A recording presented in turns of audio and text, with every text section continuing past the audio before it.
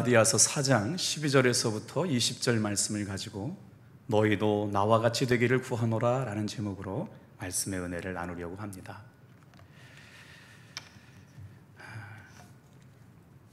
팀 켈러라고 하는 목사님이 오늘을 사는 잠언이라고 하는 책에 너무 늦기 전에 경청하라 라는 책 안에서 이런 말씀을 묵상했는데, 너무 늦기 전에 경청해야 할 하나님의 말씀이 있다. 29장 1절 말씀을 묵상하는데요, 같이 한번 읽겠습니다. 자주 책망을 받으면서도 목이 곧은 사람은 갑자기 패망을 당하고 피하지 못하리라. 하나님의 은혜와 사랑을 늘 묵상하며 살지 않으면 갑자기 어려운 일을 당해도 그 어려운 일을 넉넉히 이겨나가지 못하기 때문에, 여러분, 우리가 오늘 이렇게 저녁에 모여서 말씀을 들을 때 너무 늦기 전에 하나님께로 돌아가자, 하나님의 은혜로 돌아가자, 말씀으로 돌아가자, 기도하는 것으로 돌아가자 라고 하는 그 말씀을 깨달아 경청할 수 있기를 주님의 이름으로 축복합니다. 아멘. 오늘 12절부터 20절 말씀을 묵상할 텐데요, 사도 바울의 간절한 기도가 있었어요. 어떤 기도가 있었냐면 너희도 나와 같이 되기를 원한다. 그래서 12절에서부터 29절 말씀을 가지고 사도 바울의 심정, 사도 바울의 고백, 사도 바울의 설교를 통해 함께 은혜 받기를 원합니다. 자, 우리 12절 말씀을 읽고 12절 말씀의 대답과 같은, 결론과도 같은 19절 말씀을 한번 읽으면서 우리 본문으로 한번 들어가 볼게요. 먼저 12절 말씀을 한 목소리로 읽겠습니다. 시작. 형제들아, 내가 너희와 같이 되었은즉 너희도 나와 같이 되기를 구하노라. 너희가 내게 해롭게 하지 아니하였느니라. 19절이요. 나의 자녀들아, 너희 속에 그리스도의 형상을 이루기까지 다시 너희를 위하여 해산하는 수고를 하느니라. 오늘 본문이 쓰여졌던 배경이 언제냐면 AD 48년경이고요. 그리고 나서 역사적인 배경이 어떻게 되냐면 사도 바울이 1차 전도 여행을 마치는 장소가 어디였냐면 더베라고 하는 장소에서, 자, 어디로 가야 되냐면 오른쪽으로 동진을 해가지고 다소라고 하는 곳을 통해서 수리아 안디옥이라고 하는 곳까지 가야 맞는 길인데, 그 길을 돌이켜서 어디로 돌아가냐면 서쪽 행진을 통하여 1차 전도 여행의 때 개척했던 교회들을 다시 전도를 역순으로 돌아가는 일들을 오늘 말씀의 본문을 통해서 깨닫게 됩니다. 인생을 살다 보면요, 여러 가지 어려운 일들이 일어나게 될 때가 있잖아요. 그런데 사도 바울의 이야기를 오늘 말씀을 묵상하다 보니까 그 일도 곱씹어 보니까 하나님의 은혜였다. 오늘 그런 내용들을 좀 같이 나눠보려고 해요. 더베에서 전도여행을 1차 전도여행을 마치고 나서 사도 바울 일행은 본인들이 파송했던 시리아 안디옥으로 돌아가기로 결정했는데, 더베로부터 안디옥까지 동쪽으로, 우리 한번 지도 한번 좀 띄워주실래요? 지도가 참 크면 굉장히 편하게 말씀을 드릴 수 있을 텐데 제가 한번 볼게요. 이쪽 푸른색의 시리아라고 하는 것이 시리아 안디옥이라고 하는 자리예요. 그러니까 이쪽에 잘 보시면 알 수 있겠어요? 시리아 안디옥이라고 하는 곳에서 1차 전도행이 시작돼가지고 어디로 가냐면, 자, 이렇게 와서 키프로스에서 버가로 갔다가 비시디아 안디옥으로 갔다가, 자, 니고디온, 루스드라, 더베까지 가게 되는데, 더베에서 오른쪽으로 행진하면 어디가 나오냐면 다소라고 하는 사도 바울의 고향 동네가 나오는데, 오른쪽으로 가면 시리아 안디옥이 금방 나오잖아요. 그러니까 오른쪽 동진을 하면 금방 갈 수 있는 일을 그 길로 가지 않고 어디로 돌아가냐면 역순으로 개척했던 교회를 다시 돌아가는 거예요. 근데 그 더베라고 하는 것이 1차 전도 여행의 마침자리였는데 거기에 높은 산이 있었어요. 그 산이 무슨 산이냐면 타우루스 산이라고 하는데 높이가 1100m에서 3300m 정도 되는 그 산을 넘어가야 되게 되는데, 그러니까 무슨 말이냐면 바울이 태어났던 다소라고 하는 고향에 들렸다가 위로받고 힘을 얻고 조금만 더 오른쪽으로 동진해서 가면 자신을 파송했던 수리아 안디옥이라고 하는 곳에 갈 수 있었음에도 불구하고 1차 전도 여행을 하면서 개척했던 교회들을 역순으로 돌아가는 서쪽 방향을 진행하게 되었는데 문제가 생겼어요. 그래서 타우루스라고 하는 산을 넘어가는 동안 설상가상으로 사도 바울이 어떤 병에 걸리게 되느냐, 말라리아에 걸려요. 풍토병에 걸려요.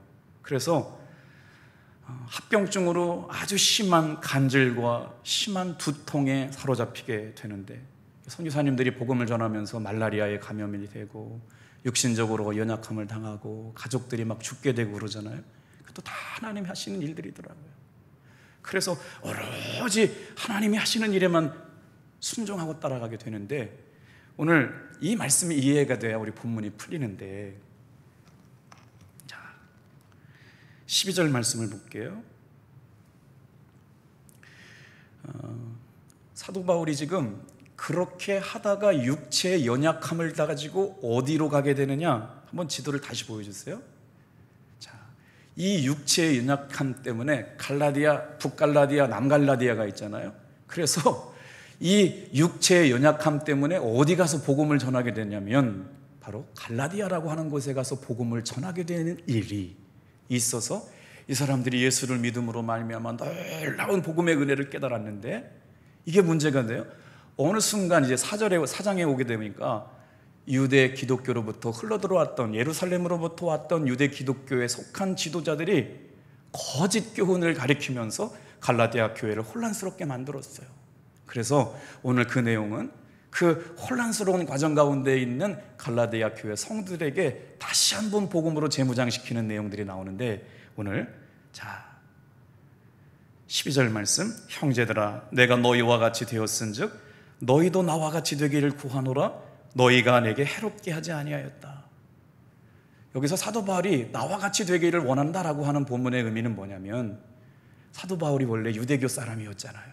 그런데 예수를 믿음으로 말미암아 예수의 복음을 전하는 사람이 되었어요. 예수에 미친 사람이 되었고 전도자가 되었고 이방인의 선교자가 되었거든요. 그래서 그 은혜의 충만함 가운데 복음을 전했을 때 갈라디아 교인들아, 내가 너희들을 이렇게 복음으로 낳았는데 그 복음의 은혜를 잃어버리고 왜 이렇게 방황하고 있느냐, 나와 같이 되기를 원한다라고 하는 말은 유대교에서 흘러들어온 거짓 교훈을 말하는 기독교인들의 이단 사설에 물들지 말고 나와 같이 복음으로 충만한 삶을 사는 사람들이 되어라 라고 하는 맥락에서 나온 말씀이고요. 자, 이제 14절 말씀이에요. 같이 한번 읽어볼게요. 왜 갈라디아 교인들이 시험에 들었냐고 하는 거예요. 14절도 한번 읽어볼게요. 시작. 너희를 시험하는 것이 내 육체에 있으되 이것을 너희가 업신 여기지도 아니하며 버리지도 아니하고 오직 나를 하나님의 천사와 같이 또는 그리스도 예수와 같이 영접하였도다. 권사님 소리를 조금만 낮춰주세요. 쇳소리가 나서. 무슨 말씀이냐면 이 14절의 말씀이 타우루스 산을 넘으면서 말라리아에 감염되는데, 그때 생긴 병이 13절, 14절, 15절에 사도 바울이 가지고 있었던 것이 안질이다, 간질이다, 말라리아다, 열병이다, 뭐 이런 내용들이 이제 나오게 되잖아요. 그런데 다른 걸 다 설명할 시간은 없지만 사도 바울이 간질을 가졌다라고 하는 것은 전체적으로 일반적인 이야기의 해석 상황이 나와요. 그런데 그 당시를 살던 사람들이 간질은 누구에게 걸리느냐? 악한 사람에게 속한 사람의 간질이 걸리는 거예요. 하나님에 속한 사람은 간질이 걸리면 안 돼요. 그런데 사도 바울이 복음을 전하다가 열병을 얻어서 말라리아 때문에 이 무시무시한 병이 걸리게 되니까 어떻게 된 거예요? 사람들이 경계하고 무서워하게 되었는데, 그때에도 갈라디아 교인들이 어떻게 했다고요? 사도 바울을 업신 여기지 아니하고 내가 처음에 왔을 때 육체의 약함을 보았다.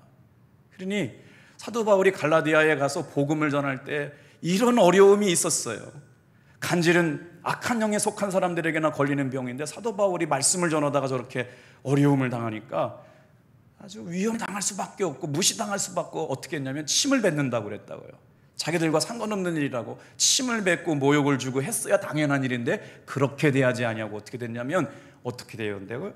천사와 같이 대접하고 마치 예수님을 대접하는 것처럼 사도 바울을 대접하면서 그리하여 육체의 연약함 때문에 갈라디아에 와서 복음을 전하는데 어떻게? 나의 육신의 연약함이 복음을 전할 기회가 되었다. 그래서 갈라디아 교회가 개척됐다는 거예요. 오늘 사랑하는 성도 여러분, 오늘 한 성도님이 목양실에 신방으로 오셨어요. 참 감사하더라고요. 목사님 기도해 주셔서 오늘은 컨디션이 너무 좋아가지고 목사님 사모님 보고 싶어 왔다고. 이제 8차 맞췄는데 잘 이기고 있고 오셨는데 정말 아픈 기색이 하나도 없어요. 깜짝 놀랐어요. 자기 발로 걸어오시고 자기 발로 선수 운전해서 오셨더라고요. 사랑하는 성도 여러분, 정말 어렵대를 만나지만 이 일로 인하여 사도 바울은 열병과 말라리아로 인해서 갈라디아에 복음을 전하는 일이 기회가 열린 줄을 믿으시길 바랍니다. 오늘 우리는 건강하지 아프면 안 되고 위기를 만나면 안 되고 그런 일은 없어요. 사실은요. 예수 믿어도 암 걸려요. 어려운 일 만나요. 힘든 일이 있어요. 그런데 그 일로 묵상하다가 복음과 연결되는 삶이 되시기를 주님의 이름으로 축복합니다. 그 말씀하는 거예요. 그런데 하나님의 은혜예요. 갈라디아에 살고 있는 사람들이 육체의 연약함을 알고 있으면서도 불구하고 그런 육체의 연약함 때문에 너희에게 복음을 전하는 걸 너희가 다 알고 있지 않냐. 그래서 너희를 시험하는 것이 내 육체에 있었어요. 그걸로 사도 바울의 목회 복음에 대해서 의심하는 일이 나의 육체 가운데 있었다는 거지요. 그런데 갈라디아 성도들은 사도 바울을 업신여기거나 버리지도 아니하고 마치 하나님의 천사와 같이 예수님을 영접하는 것처럼 사도 바울을 잘 받아들이고 그가 전하는 복음을 믿음으로 말미암아 하나님의 자녀가 되었다. 15절 읽어볼게요. 같이 읽어요. 시작. 너희의 복이 지금 어디 있느냐? 내가 너희에게 증언하노니 너희가 할 수만 있었더라면 너희의 눈이라도 빼어 나에게 주었으리라. 그토록 열병 가운데, 간질 가운데, 말라리아에 풍토병 가운데 있으면서도 오직 얼마나 성도들을 사랑했는지 복음으로 그들을 낳았어요. 그래서 19절에 뭐라고 말씀하냐면 내가 너희들의 영혼을 얻기 위하여 해산의 수고를 감당했다. 한 영혼을 이겨오기 위해서 어머니가 한 말의 피를 쏟고 한 생명을 낳기까지 그렇게 영혼들을 이겨오도록 마음을 쓰고 했었다. 그런데 어찌하여 15절 첫마디가 어떻게 시작되냐면 너희의 복이 어디 있느냐. 다시 복음을 전하러 가서 확인하고 나니까 이상한 소문이 드는 거예요. 어떻게 됐어요? 참된 복음을 전하는 사도 바울을 의심하고 경계하고 배척하는 일이 생긴 거죠. 아주 짧은 순간에 그렇게 되면서 흔들릴 수밖에 없는 갈라디아 교인들에게 생각하라고 하는 거예요. 다 같이 한번 따라합시다. 너희의 복이 어디 있느냐. 사랑하는 닷동교회 성도 여러분, 코로나 때문에 지금 예배를 못 드린 지 1년 6개월이 지나가고 있어요. 그런데도 감사한 것은요, 목회 데이터 사회학연구소에서 매일마다 저한테 메일링 서비스를 주시거든요. 코로나가 끝나도 78%의 성도들은 무슨 수가 있더라도 예배 나와 예배하겠답니다. 그러니까 우리 교회가 80%만 성도들을 잘 관리하고 섬기고 사랑하다 보면 회복되면 이전의 영광을 회복할 수 있는 기회를 갖게 될 줄로 믿습니다. 코로나 이전에 그렇게 교회를 사랑하고 말씀을 사모하고 은혜를 사모하며 신앙생활했던 성도들이 두렵고 떨려가지고 교회를 나와 예배를 못 드리다 보니까 02, 20, 30 세대들을 교회에서 찾아볼 수가 없다고 말해요. 그럼에도 불구하고 오늘 이 저녁에 말씀을 사모하여 주예전에 나오고 영상으로 말씀을 듣는 사랑하는 성도 여러분, 사도 바울이 지금 얘기하는 말씀을 들어보세요. 다 같이 한번 따라합시다. 너희의 복이 어디 있느냐. 여러분, 전도자의 마음은요, 전도를 해봐야 알아요. 강원랜드에서 앞에서 전도할 때 정말 눈물을 머금고 전도 많이 했어요. 어느 날은 하나님 앞에 막 따져 물었어요. 하나님, 저는 왜 이렇게 목회가 어렵나요? 근데 전도를 안 갈 수가 없어요. 왜냐하면 사람들이 죽고 있었기 때문에. 근데 정말 어느 날 주님 앞에 따져 물었어요. 목사, 하나님, 너무 전도가 어렵습니다. 부끄럽고 창피합니다. 그런데 주님께서 제 마음속에 주시는 마음이 있었어요. 네가 가지 않으면 그 자리에 가서 전도할 사람이 없다는 거예요. 어느 날은 전도가 정말 부담스러워서 내일 아침에 전도 가는데 비가 왔으면 좋겠어요. 하나님, 내일 아침에는 전도 가기가 너무 힘드니까. 비 오면 핑계 댈 수가 있잖아요. 아침에 비가 내리더라고요. 안 가고 싶은 마음이 꿀떡 같은데 갔어요. 그래서 제가 탑동교회 목사 된 줄로 믿습니다. 진짜예요. 그런데 오늘 사도 바울이 루스더와 이고니온에서 복음을 전하다가 사람들이 전하는 돌에 맞았고요, 사람들이, 유대인들이 때려가지고 감옥에 갇히는 일들이 생겨나게 될 때에도 사도 바울은 복음을 전하는 일을 그만두지 않았습니다. 오늘 여러분, 교회가 강해질 때가 언제 강해져요? 복음의 야성이 설 때가 그래요. 참 감사하더라고요. 교육자들의 여름 성경학교 수련회 끝나고 나서 사진을 유치부, 중고등부, 아동부, 유치동부, 청년부까지 사진을 찍어서 이렇게 기록물을 남겨놨는데 눈물이 핑 돌더라고요. 이야, 그래도 감사하다. 이 코로나 시국에 우리 교회가 여름 성경학교 수련회를 은혜 가운데 마쳤구나. 그런데 지금 우리가 생각하는 그런 심정이 아니에요. 어떻게 해요? 루스드로와 이고니온에서 복음을 전하다가 돌에 맞고 감옥에 갇히고 모욕을 당하면서도 어떻게 많은 고난 가운데서도 그들의 영혼을 이겨오기 위하여 해산의 수고를 감당했던 사도 바울의 마음속에 내가 너희를 이렇게 복음으로 낳았다. 그러니까 교회를 사랑하는 마음이 남달라요. 영혼을 사랑하는 마음이 남달라요. 교회에 생명이 왜 전도에 있는 줄 아세요? 여러분, 김석기 목사는 새 가족만 좋아하고 새 성도만 좋아하는 게 아니고요, 교회 안에서 새 가족이 살아야 되고 왜 영혼이 전도를 해야 되느냐? 교회의 존재 이유가 그곳에 있기 때문에 그렇습니다. 영혼을 사랑해봐서 전도한 사람은요, 그 영혼을 놓고 눈물로 기도하지 않을 수가 없어요. 그때 그토록 그런 애를 써가면서 유대의 거짓 교사들의 가르침에 미혹되지 아니하고 바울에게 복음을 들은 사람들이 예수 그리스도를 믿고 변화된 그 사람들이 이제 와서 자칫 얼마 지나지 않았는데 사도 바울에게 대적하고 미혹해하고 교회가 갈려지고 어려움을 갖게 되는 거예요. 사도 바울을 의심하게 되는 일이 생긴 거지요. 그러니 사도 바울이 얼마나 마음이 아팠겠어요. 한 영혼을 얻기 위해서 해산의 수고를 하고 맞아가면서 복음을 전했는데 그들이 엉뚱한 길로 가고 있는 거죠. 그래서 15절 그 말씀인 거예요. 다 같이 한번 따라합시다. 너희의 복이 어디 있느냐. 같이 읽어볼게요. 15절 시작. 내가 너희에게 증언하노니 너희가 할 수만 있었더라면 너희의 눈이라도 빼어 나에게 주었으리라.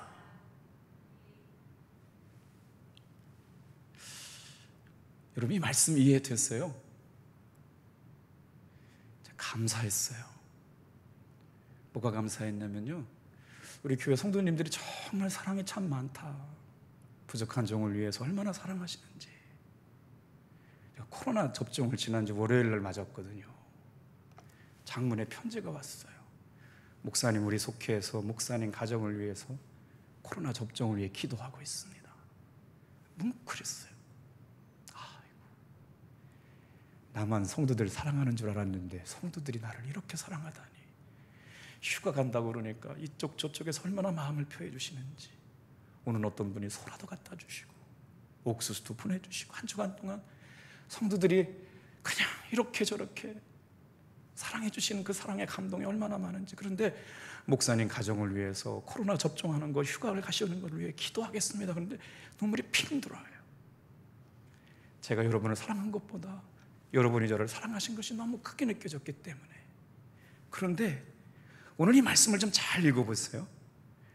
얼마나 복음 안에서 생명이 하나 되었든지 사도 바울을 위하여 너희가 눈을 빼서라도 아끼지 않을 만큼 나를 위해 헌신했던 것들을 내가 알고 있는데 너희가 지금 어디로 가고 있니? 너희의 복이 어디 있니? 묻고 있는 거예요. 여러분, 우리 교회가 앞으로 저는 정말 하나님의 은혜 가운데 우리 교회가 소망이 넘쳐요. 하나님이 주시는 꿈 가지고 지금도 계속 기도할 때마다 부어주시는 꿈이 막 지금도 막 넘쳐나고 있어요. 계획 주시고 비전 주시고 꿈꾸게 하셔가지고 하나님이 이렇게 역사하실 것 같아요. 할렐루야. 아멘 소리가 왜 이래요? 할렐루야. 그래도 좀 작은데 할렐루야. 그랬더니 거짓 교사에 빠져있던 갈라디아 교인들이 걱정인 거지요. 그래서 그들의 영혼을 걱정해요. 사도 바울은 자신을 배반하고 거짓 길로 가는 그런 갈라디아 교회 성도들을 다시 복음으로 세우기 위해서 해산의 수고를 마다하지 않겠다고 얘기하고 있는 것입니다. 자, 인간의 고통 가운데 여러분, 어머니가 당하는 해산의 고통보다 더 큰 것이 있을까요? 저는 경험해 보지 못했지만 어머니들의 해산의 고통은 어림잡아도 생각되지 않을 만큼 큰 고통입니다. 최근 스웨덴에서 연구를 했는데요, 아주 재미난 연구를 했는데, 엄마가 심각한 산고의 고통을 겪으면서도 진통제를 맞고 출산한 아이가 엄마에게 반응하는 반응과 그 고통 속에도 견딜 수가 없어가지고 무통할 수 있으니까 진통을 없애는 진통제를 맞고 출산한 아이들이 엄마에게 젖을 찾아오는 반응이 달랐다라고 하는 거예요. 설명이 잘 됐어요? 이해되셨어요? 엄마가 아이를 낳는데 너무나도 해산의 고통이 큰데도 불구하고 진통제를 맞지 않고 아이를 낳을 때 엄마와 아이의 관계 속에서 어떤 역사가 일어나냐, 몸 안에 놀랍게도 옥시토신이라는 호르몬이 나온다는 거예요. 엄마가 젖샘 분비를 촉진하는 호르몬이 옥시토신이라고 하는 호르몬인데, 이게 해산을 할 때 해산의 고통이 커지면 커질수록 어머니 몸속에 옥시토신이라고 하는 호르몬이 나오는데, 그게 자녀 아이에게 흘러가는 게 생명줄을 타고 맞춘 거죠. 그리고 나서 응애 하고 출산을 하면 이 어머니가 해산의 고통을 극심하게 겪고 태어난 아이는 엄마의 젖을 향하여 강력하게 도전해 가지고요, 엄마의 젖을 힘차게 빨게 되었다는 것이죠. 그런데 고통이 너무 극성해서 진통제를 맞고 낳은 아이는 옥시토신 호르몬이 분비가 되지 않아서 엄마에게 달려가는 속도가, 관심 갖는 속도가 현격하게 달라졌다라고 하는 것을 연구 결과로 나타난 것을 본 적이 있어요. 그래서 오늘 사도 바울이 19절에 말씀하는 거예요. 뭐라고 불렀는 줄 아세요? 해산의 수고를 감당하기 때문에 갈라디아 성도들을 이렇게 부릅니다. 다 같이 한번 따라해 볼까요? 나의 자녀들아. 눈물로 낳았어요. 가슴으로 낳았어요. 복음으로 낳았어요. 생명으로 낳았어요. 우리 사랑하는 유치부 선생님들, 유초등부 선생님들, 중고등부 선생님들, 속장님들, 부속장님들, 제가 목회하면서 깨달은 게 있어요. 하나님은요, 마음의 중심과 태도를 보시는 분이에요. 하나님은 누구에게 은혜 주시고 누구에게 복 주시느냐, 여러분 속회가 그렇습니다. 그냥 대충 드려도 드릴 수가 있어요. 그런데 어렵고 힘들지만 정말 고생스럽게 해산의 수고를 경험하고 말씀을 보내고 아픔을 같이 하고 기도하고 기도의 제목을 나누고 정성을 다하는, 마치 엄마가 아이를 고통 가운데 옥시토신의 호르몬을 분비하면서도 생명을 이어가기 위하여 마음을 썼던 그 고백처럼 섬겨볼 때 여러분, 생생한 살아있는 아이들이 태어나게 될 줄로 믿습니다. 그게 우리 속장님, 부속장님, 말씀 맞고 영혼을 돌보는 교사들의 책임이라고 하는 것이지요. 그런데 그 아이 태어나 보세요. 지금은 다 커가지고 그때 감격을 잃어버렸는데요, 제가 처음으로 아빠가 됐을 때, 지금은 좀 그런데 시은이가 좀 이뻤어요. 동의 안 하시는 것 좀 봐. 근데 이뻐가지고 보고 싶어가지고 어디 갔다 오면 빨리 집에 오고 싶더라고요. 아장아장 걷는 그 아이 보고 싶어가지고 얼마나 사랑이 많은지 호주머니에 넣고 다니고 있고 싶은 생각이 들어요. 요즘 놀라운 일이 일어나고 있어요. 우리 이삭 전사님에게 하늘이가 걷기 시작했어요. 아유, 전사님 그거 그냥 창피한지도 모르고 이쪽 저쪽 얼마나 올렸는지, 우리 딸들에게도 벌써 그냥 하늘이 걷고 있는 게 막 다 핸드폰에 저장되어 있는데 보니까 또 이쁘더라고요. 아이가 태어나서 자기 발로 걷게 될 때 말이에요. 사도 바울은 지금 뭐라고 말씀해요? 복음을 위하여 한 생명을 낳기 위해서 내가 얼마나 희생을 했는데, 그러면서 부르는 거예요. 왜요? 진짜 사랑했으니까, 전심으로 마음을 쏟았으니까, 생명을 걸었으니까 생명이 나오잖아요. 사랑하는 성도 여러분, 속회, 제자, 여러분 교회, 학교, 찬양대, 여러분 하실 수만 있는 대로 생명을 걸고 섬겨보시길 주님의 이름으로 축복합니다. 그럼 하나님께서 어떻게 갚아주신다고요? 극상품 포도나무와 같은 것들로 우리의 삶에 복 주시겠다고 약속하신 거예요. 그러면서 사도 바울이 오늘 불러요. 나의 자녀들아, 내가 너를 이렇게 복음으로 낳았다. 그랬더니 세상에 갈라디아 교인들이 어떻게 주의 종을 섬겼느냐, 그 복음을 듣고 너무나도 감격해서 어떻게 복음으로 섬겼느냐, 자신들의 눈을 빼주기라도 할 것처럼 사도 바울을 사랑했다는 거예요. 참 멋있는 교회 아니에요? 진짜 하나님께서 세우신 종인 걸로 인정해주고 그 말씀의 내용을 살리는 줄 알고 그의 가정을 위하여, 복음을 위하여, 목회를 위하여. 그런데 그냥 그 정도의 사랑이 아니라 자기가 가지고 있는 눈이라도 빼서 사도 바울의 목회를 돕겠다라고 하는 사람들이 누구냐? 갈라디아 교인들이었다는 거예요. 참, 무엇이 갈라디아 교회 교인들을 이렇게 만들었을까? 해산의 수고. 오늘 우리 교회 안에 여러분, 코로나19 우리가 정말 복음 안에서 해산의 수고하는 교회, 모든 성도들이 이런 교회 될 때 당신을 밥으로 여기고 가장 아름답게 부흥하고 건강하게 성장하는 교회가 될 줄 믿습니다, 여러분. 그래요.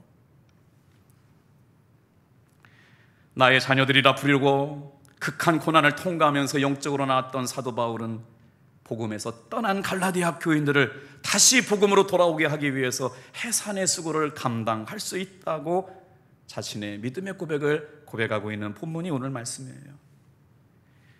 혹시 아세요? 목사님들의 가장 행복한 기도의 제목은 뭘까요? 성도들이 행복해지는 거예요. 목사님들이 언제 가장 행복할까요?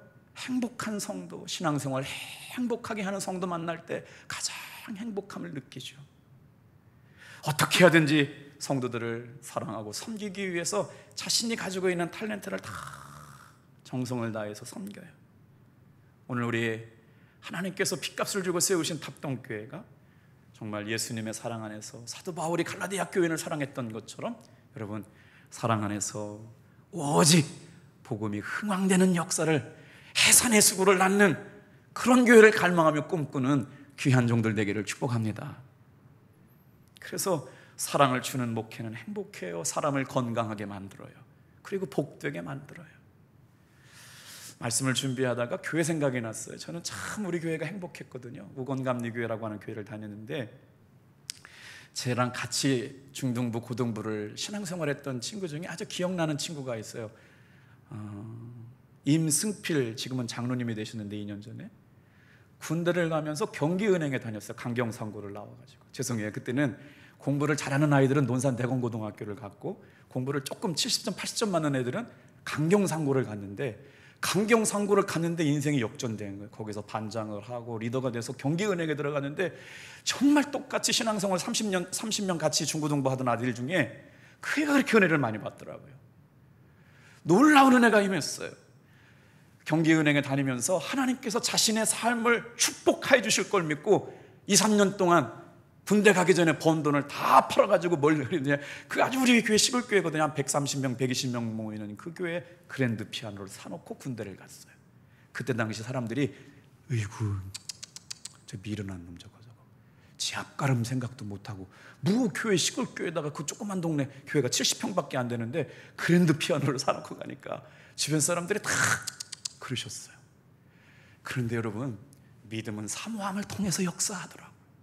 그 친구가 제대하고 나서 흥국생명에 스카웃되고 교보생명에 스카웃돼가지고 지금은 교보생명 본점의 지점장님이 됐는데요, 얼마나 멋지게 신앙생활하는지 몰라요. 어디 가든지 자랑스러운 내 친구예요. 주일날 이 시골교회를 네가 지키지 않으면 어떻게 하냐, 그래서 서울에서 근무하면서 매주마다 금요일날 내려와가지고 주일날 중고등부 교사를 하고 있는데 지금도 그렇게 해요. 그래서 48살에 장로님 되셨거든요. 코로나 때문에 취임을 못했어요. 진짜 마음속으로 저와 함께 신앙생활하면서 하나님께서 복 주신 사람의 증거가 되면, 지금 이제 아주 교류가 얼마 안 돼가지고 교보생명 본부장 됐다는 것, 서울 지점장님 됐다라고 하는 것까지는 알았는데 그 다음은 잘 몰라요, 어떻게 됐는지. 그런데 저희 교회에 추수감사절, 맥추감사절을 지낼 때 제가 한번 말씀드렸잖아요. 시골교회 100년 된 교회는요 잔치를 해요. 그러면 교회에서 돼지를 잡아야 되는데 그 돼지 잡는, 뭐라고 그래야 돼요? 축사. 그 집에 살고 있는 청년 동생 하나가 있었는데 황진택이라고 하는 저보다 한 5년 6년 후배의 동생이 있었어요. 그러니까 우리 지금 탑동교회는 그런 교우가 없어요. 세상에 1년에 맥추감사주일 지키고 추수감사절 지킬 때 교인들 잔치하려고 축사에서 교회 돼지 기르는 그런 축사에서 살고 있는 정말 열악한, 근데 그 친구가요, 여러분, 세상에 똑같아요. 임승필 장로하고 황진택 카이스트, 아니 한국 식품 농업진흥청 교수가 되어가지고요, 하버드 대학교에서 박사학위를 받고 왔어요. 그래서 교회를 올 때마다 교인들이 황진택이라고 부르지 않아요. 황 박사님, 황 박사님, 우리 황 박사님, 우리 황 박사님. 할머니 할아버지들이 다 우리 박사님, 우리 박사님, 우리 박사님 그러면서 얼마나 존경한지. 세상에 하나님의 은혜와 사랑은 여러분 결코 그 시골 교회에 놀랍게 응답을 해주시는 것들을 보면서 자라왔거든요. 오늘 그렇게 성도들의 삶에 아름다운 변화와 은혜가 있어요. 시편 120편 6절 말씀, 그 말씀을 생각하다 이 말씀이 생각났어요. 같이 한번 읽어볼까요? 시작. 예루살렘을 위하여 평안을 구하라. 예루살렘을 사랑하는 자는 형통하리로다. 오늘 내가 다니고 있는 교회가 바로 예루살렘인 거예요. 교회가 예루살렘인데 예루살렘을 기뻐해요. 예루살렘의 형통을 기도해요. 그게 성도들의 사명인 줄로 믿습니다. 그랬더니 그런 은혜와 그런 믿음과 그런 신앙을 가지고 가는 사람들, 신앙이라고 하는 게 한침에 성장이 되던가요? 떨어질 때도 있고 올라갈 때도 있고 낙심될 때도 있고 또 승리를 경험할 때도 있는데, 신앙의 선배들의 모습을 보면서 이겨나가는 모습을 보면서 성장해 가잖아요. 그런데 예루살렘을 사랑하는 자에게 형통함을 주시리라. 오늘 이 밤에 나오셔서 말씀 듣는 사랑하는 성도 여러분, 하나님은 분명하게 살아계시고 기도에 응답하실 뿐만 아니라 우리의 삶에 복 주시는 하나님을 믿으시길 축복합니다. 그 증거가 저예요. 하나님께서 예루살렘을 사랑하는 사람의 삶을 형통하게 하신다. 교회를 사랑하고 예루살렘을 사랑하는 믿음의 성도들에게 하나님께서 형통의 복을 주신다라고 하는 것, 오늘 이 밤에 나와서 기도하는 모든 성도들의 삶이 이와 같기를 주님의 이름으로 축복합니다. 그래서 이랬던 교회가 사도 바울의 목회와 비전을 위해서 자신들의 눈까지도 빼서 목회를 돕겠다고 했던 갈라디아 교인들, 그리고 그 성도들을 위하여 해산의 수고를 낳겠다고 했던 사도 바울이 사랑했던 갈라디아 교회 교인들이 흔들리고 있을 때 19절 말씀 한번 읽어볼게요. 19절 말씀이요, 시작. 나의 자녀들아, 너희 속에 그리스도의 형상을 이루기까지 다시 너희를 위하여 해산의 수고를 하노니. 말씀이 다 은혜가 되지만 밑줄 칠 말씀들은 눈에 들어오는 단어 있어요. 나의 자녀들아. 여기서 갈라디아 교회 교인들을 사도 바울이 나의 자녀들이라고 얘기할 수 있는 게 뭐예요? 생명을 다해서 복음을 전했기 때문에, 그 영혼을 너무나도 사랑했기 때문에, 그 교회를 너무나도 사랑했기 때문에. 그래서 오늘 이 밤에 나와서 말씀 듣는 사랑하는 성도 여러분, 우리의 신앙이 언제 율법주의로 흘러요? 하나님의 은혜와 사랑이 식어지고 나서 의무만 남으면 교회 생활 지루해집니다. 여러분 경계하셔야 될 게 있어요. 신앙생활 하는 가운데 하나님의 은혜가 빠져요. 신앙생활 하는 가운데 하나님의 사랑이 빠져요. 그러고 나면 뭐만 남느냐면요, 직분만 남아요. 아유, 내가 콘산대 교회 가야 되는데 가기 싫다. 아유, 내가 그래도 창론대 교회 가기 싫은데 억지로 가는 거예요. 그러니까 뭐만 남냐면 하나님의 은혜와 말씀과 사랑 빠지고 나니까 의무만 남아요. 신앙생활 곤욕스러운 거예요. 사랑하는 성도 여러분, 사도 바울은 그런 성도들을 향하여 어머니의 심정 가지고 내가 너희를 어떻게 낳았는지, 너희의 복이 어디에 있는지 되돌아봐라. 지금 어디로 가고 있느냐. 이 말씀을 묵상하면서 꼭 코로나 상황을 지나가고 있는 오늘의 교인들의 심적인 상황, 영적인 상황을 보고 있는 것 같아요. 여러분, 제가 이제 찬바람 날 때까지 좀 기다렸어요. 이번 주 지나고 나면 주일날 축제 예배를 드릴 거거든요. 그러면 우리 기도하는 자리, 말씀 듣는 자리, 전도의 자리로 돌아오시길 주님의 이름으로 축복합니다. 오늘 이렇게 아멘 소리가 작지? 축복합니다. 할렐루야. 그래요. 백신 다 맞으셨잖아요. 9월 말 10월 초부터 되면 코로나 미드 시대로 들어간대. 이제 어쩔 수가 없어요. 자영업자들 다 죽게 되었는데 어떡해요. 치명률이 1을 넘어가지 않는다라고 하는 것은 관리가 될 수 있는 데까지 갔다는 거예요.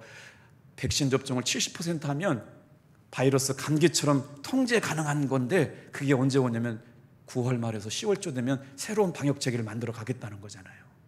여러분, 이제 오늘 갈라디아 교회를 향한 사도 바울이 지금 얼마나 간절하고 쟁쟁한 마음으로 얘기해요. 나의 자녀들아, 지금 너희의 복이 어디 있는지 보라 이거예요.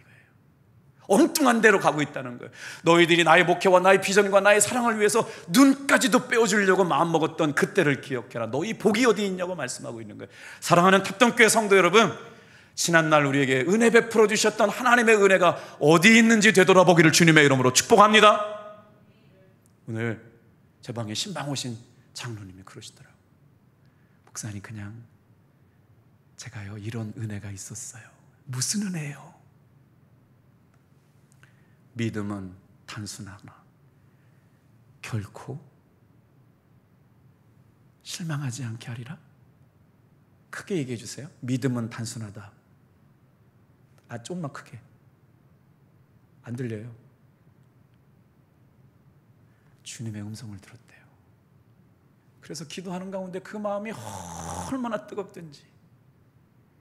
믿음은 단순하다. 결코, 그 다음 단어가 생각이 안 나네.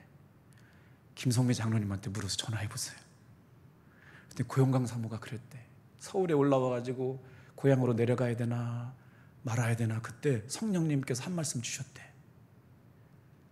성령의 은혜와 합하라. 그래서 그 말씀 때문에 서울에 남아가지고 김석기 목사하고 결혼했대요. 사랑하는 성도 여러분, 은혜가 있더라고요. 하나님께서 가장 필요한 때 성령님과 연합하게 하시고, 믿음은 단순하다. 포기하지 말아라. 내가 너와 함께하리라. 그런 음성 들려주셔서 한 주간 동안 너무 건강하게 사셨는데 컨디션이 너무 좋아가지고 운전하시고 기도받고 이제 8차 들어가신대요. 아직도 많은 어려움이 있음에도 불구하고 감사하게 이길 수 있는 은혜 주셔서 감사하다고 기도해 주시는 성도님들 고맙다고. 할렐루야. 이런 은혜로 살아가요. 그래서 오늘 12절에서부터 16절까지 하나님의 자녀들아, 너희는 원래 하나님의 말씀을 사모했던 사람들이다. 사도 바울이 상기시키고 있는 거예요. 12절부터 하나님의 말씀을 즐거워하는 자들이었다. 너무나도 중요한, 그렇게 하나님의 말씀을 사랑했던 너희들이 지금 어디로 가고 있느냐.